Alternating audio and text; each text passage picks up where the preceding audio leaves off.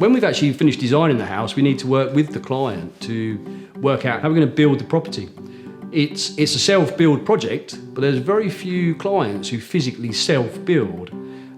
First and foremost, they're not qualified. We appreciate they have knowledge, but they do need an expert and professional setup to build the house. So how do you go about finding the right builder?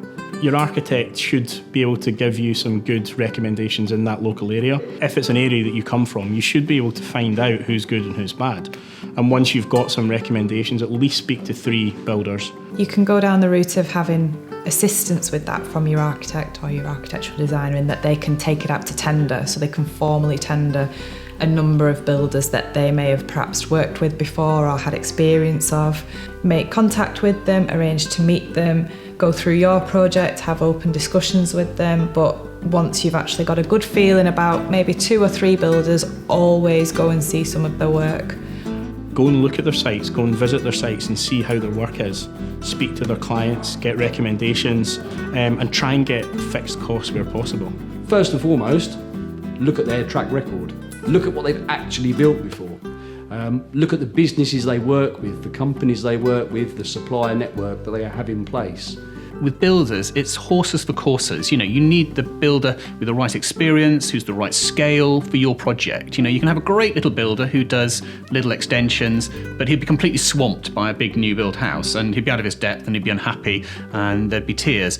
Often the skills are not related to the style. Often it's to do with their organisational ability, because very few builders nowadays have teams of craftsmen who work for them.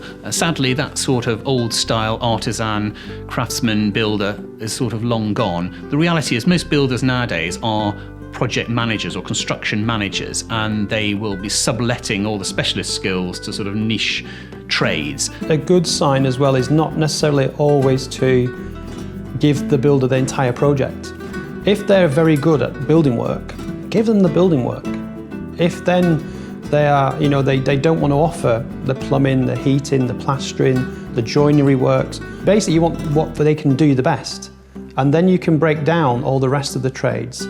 Always go and meet some of their previous clients. No one in the world is going to tell you that a project was plain sailing from day one to the end. There are always problems within any construction project. What you want to know is how the builder handled them. Were they upfront with the problem? Did they come with a solution? Was it resolved quickly and effectively?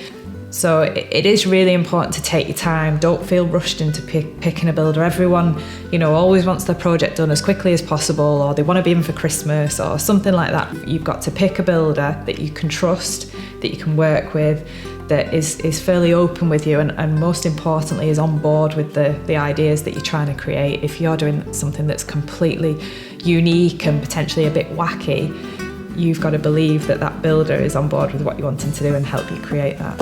In the same as picking an architect, somebody you want to trust. They're going to be in your life for 18 months-ish, so